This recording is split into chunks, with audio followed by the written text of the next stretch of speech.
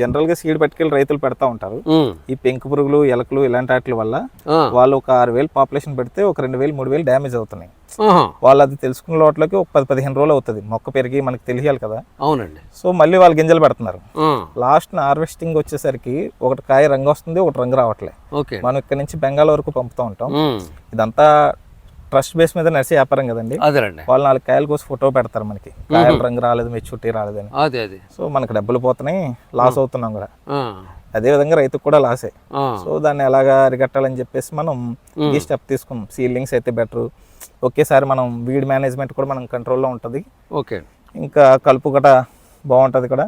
Last పూత కానీ ఈ పిండి కానీ అన్నీ ఒకే టైంలో పడతాయి. కాయలు కూడా ఒకేసారి మెచ్యూరిటీకి వస్తాయన్న ఉద్దేశంతో మనం ఈ సీడ్లింగ్స్, ఈ నర్సరీ స్టార్ట్ చేయడం జరిగింది సార్. ఇది ఓన్లీ వాటర్ మెలన్ నర్సరీ అన్నమాట. ఇంకా ఏమీ అనుకోలేదు. వెజిటేబుల్స్ ఇంకా ప్రాథమికంగా ఇప్పుడు కిరణ్ అనే వెరైటీని మాత్రమే ఇక్కడ అందుబాటులో ఉంచుతున్నారు.